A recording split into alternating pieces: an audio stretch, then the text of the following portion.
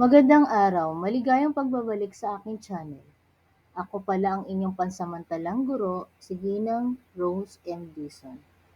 Ang ating tatalakayin ay Helen ng ina sa kanyang panganay, A Song of a Mother to Her Firstborn. Salin sa Ingles ni Jack H. Drieberg, isinalin sa Filipino ni Mary Grace A. Tabora. Binigyang pansin ng tinig ni Ginang Rose M. Dizon.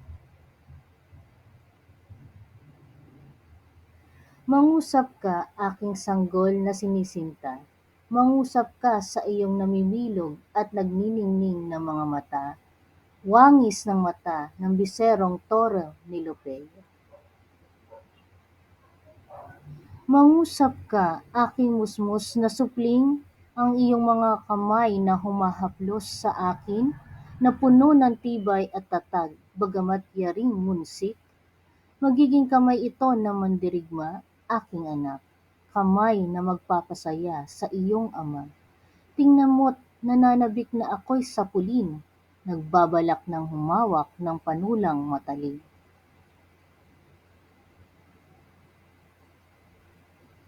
Aking giliw, ngalan ng mandirigma, sa'yo'y ilalaan, at mamumuno sa kalalakihan, at ika'y hahalikan sa yapak ng mga kaapo-apuhan, kahit pa malaon nang naparam sa sanlibutan.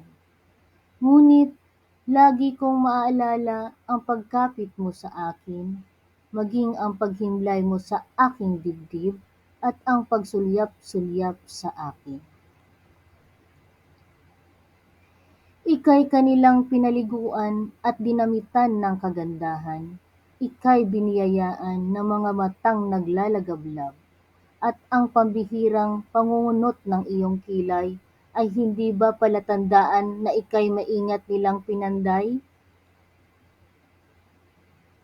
Yaman ni Zeus at Aphrodite, sa iyo'y kanilang inalay, at ang katalinuhang nangungusap sa iyong mga mata, maging sa iyong halakhak. Paano ka pangangalanan, aking inakay? Ikaw ba'y lahi ng iyong lahi o naiibang nilalang? Munting mandirigma, sinong anito sa iyon nananahan? Kaninong mapagpalang kamay ang sa aking dibdib dumadantay? Sinong yumuyungyong sa iyo'y nagpapasigla ng buhay? Ikaw ba'y kanlong ng kapayapaan? Ngunit ika'y tila leopardong nasa palumpong at tumatanaw. Hayaan, sa araw na yaoy, iyo'y ibubunyag yang. Aking supling, ngayon ako'y nasa kaluwalhatian. Ngayon ako'y ganap ng asawa, hindi na isang nobya, kundi isang ina. Maging maringal, aking supling na ninanasa, maging mapagmalaki, kaparis ng aking pagmamalaki. Ika'y magbunyi, kaparis ng aking pagbubunyi. Ika'y irugin kaparis ng pagliyag ng aking nadarama, anak na ibinunga ng pag-ibig ng matipunong kabiyak.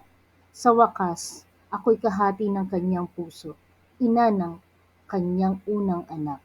Ang kanyang kaluluwa'y ligtas sa iyong pag-iingat. Aking supling, ako na sadyang iyong humulma. Sa makatuwid ako'y minahal, sa makatuwid ako'y lumigaya, sa makatuwid ako'y kapilas ng buhay, sa makatuwid ako'y nagtamasa ng dangal.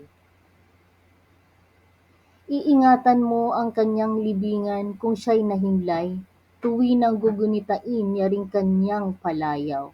Aking supling, mananatili siya sa iyong panambitan. Walang wakas sa kanya'y daratal mula sa pagsibol ng iyong kabataan. Ikaw ang kanyang kalasag at sibat, pag-asa't kaligtasan sa hukay. Sa iyo, siya'y muling mabubuhay tulad ng suwi sa kalupaan. At ako, ang ina ng kanyang panganay, ika'y mahimbing, supling ng leon. Nyungasa't yumba, ika'y mahimbing, ako'y wala nang maihil.